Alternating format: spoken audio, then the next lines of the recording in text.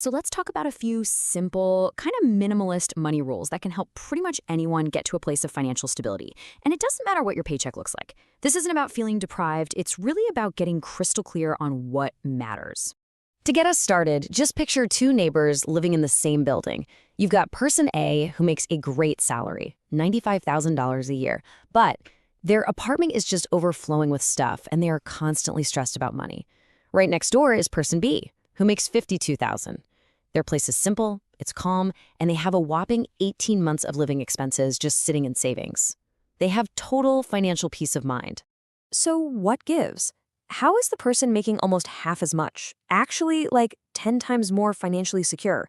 Well, it's clearly not about income. The answer is hidden in the relationship between our stuff and our money.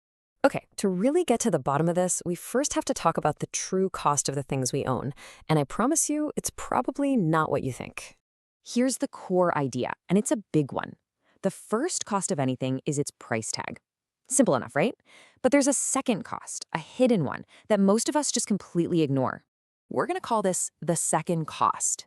It's the ongoing price you pay just for owning something. And believe me, it often ends up being way bigger and way more damaging to our finances than what you paid at the register. So this second cost, it's really made up of four key things. There's the cost to store it, the cost to maintain it, the mental energy it drains from you, and, this is a big one, the opportunity cost of what else that money could have been doing. Let's make this really concrete. Think about a treadmill. It takes up, maybe 20 square feet of your home.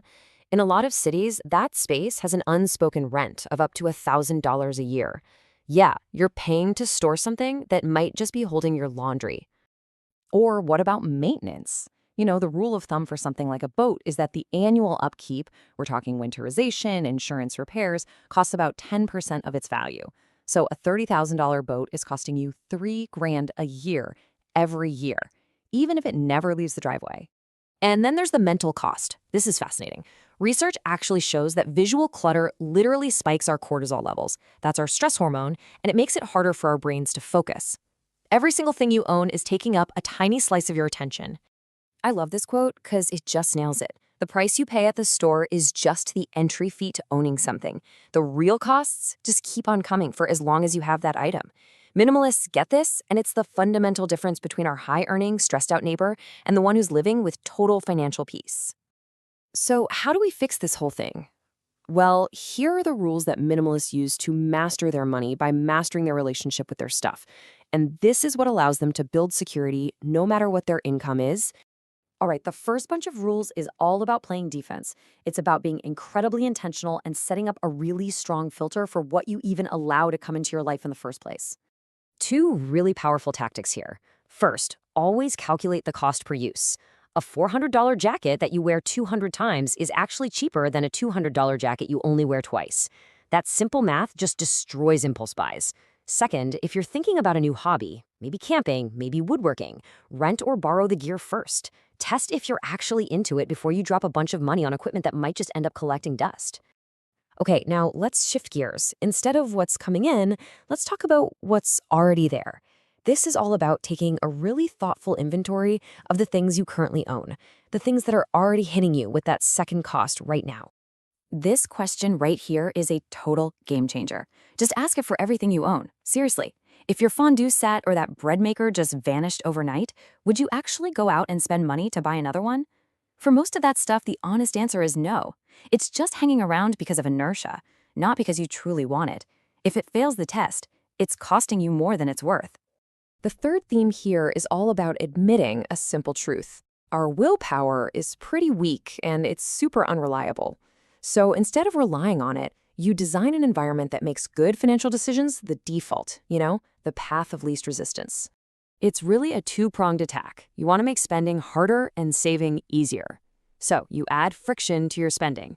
Delete those one-click shopping apps, unsubscribe from all the marketing emails, and put a 24-hour waiting period on any non-essential purchase. At the same time, you make saving completely effortless. Automate transfers to your savings and investments the second your paycheck hits. You're literally engineering your own success. Oh, this quote captures such a common trap. Upgrading things that work perfectly fine. That new phone, that slightly bigger TV, the newer model car. It feels like progress, but so often it's just wealth destruction in disguise. Resisting that urge to upgrade just out of boredom can literally save you over $200,000 in a lifetime. So when you boil it all down, what's the point of all this? Well, it's to completely redefine what it even means to be wealthy. Society tells us that wealth is all about visible possessions, the big house, the fancy car, all the stuff. But true wealth, it's invisible. It's optionality. It is the freedom to quit a job you can't stand, to take 6 months off to care for a family, or to take a leap and start your own business. This is the kind of wealth our neighbor, person B, has. It's the power to make choices based on your values, not just out of financial necessity. And this is how you build that kind of wealth, through a really powerful, virtuous cycle. When you spend less, you obviously save more. That growing savings creates a feeling of security. And that security, in turn, reduces that emotional need to spend for a quick fix, which, you guessed it, lets you accelerate your savings even faster. It's an incredible feedback loop that just builds on itself. Okay, I know this all sounds great in theory, but how do you actually get started? Let's break it down into a really clear, actionable plan. All right, here's your roadmap. This week, just find 10 items in your house that failed the replacement test and decide what to do with them. This month, commit to that 24-hour waiting rule for every non-essential purchase. For this quarter, pick 3 categories, say clothes, kitchen gadgets, books, and just count exactly how many you have. The number might actually shock you. And then sometime this year, sit down and write out what enough really means to you. Create your own finish line. In the end, this all really boils down to one final, crucial question. It forces you to look at your home, your bank account, and your life, and to decide who's really in charge here. Are you owning your possessions, or are they owning you? The math, and definitely the peace of mind, they both strongly favor the first option.